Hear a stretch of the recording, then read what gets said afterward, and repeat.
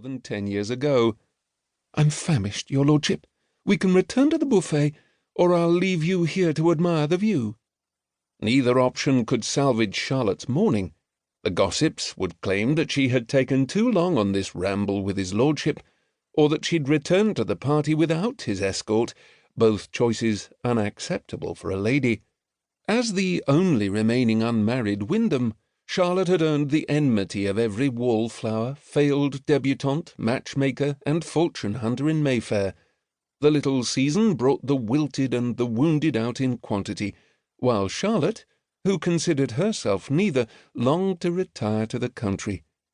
Needeby moved more quickly than he reasoned, and thus Charlotte found herself trapped between him and the railing.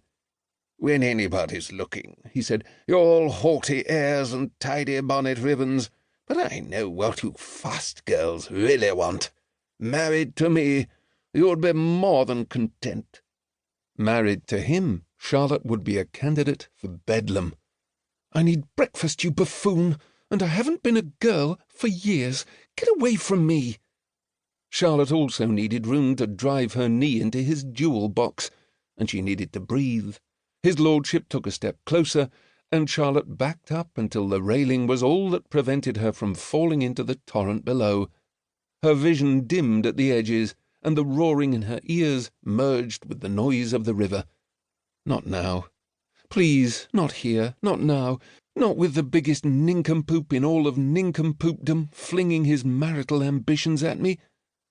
The thought had barely formed when Needeby was abruptly dragged 3 feet to the right. "Sherbourne," his lordship squawked. "Devilish bad taste to interrupt a man when he's paying his addresses." Lucas Sherbourne was tall, blond, solidly built, and at that moment a pathetically welcome sight. "If that's your idea of how a gentleman pays his addresses," Sherbourne said, "then I'd like to introduce you to my version of target practice at dawn." "His lordship was not paying his addresses," Charlotte bit out. She clung to the rail in hopes of remaining upright, and yet she needed to get away from the precipice. Sherbourne peeled her fingers free one by one and offered his arm. "Then I misread the situation, and his lordship merely owes you an apology." Sherbourne glanced at the river, then at Needeby, as if measuring angles and distances. Charlotte's heart was beating too fast, and her knees were weak, else she might have managed a dignified exit. Instead she held fast to Sherbourne's muscular arm, needs must, and conjured a mental image of her grandmother Holsuple's fancy tea service. "My apologies," Needeby muttered, yanking on his waistcoat. "I'll wish you good day, Miss Charlotte."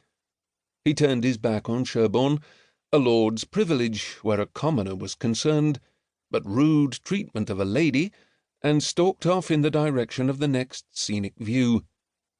Sherbourne switched positions, so he stood between Charlotte and the railing. "If you were any more pale, I'd be measuring you for a winding sheet. Come sit." On some other day, or in some other place that offered no dratted scenic vista, Charlotte would chide him for his peremptory tone.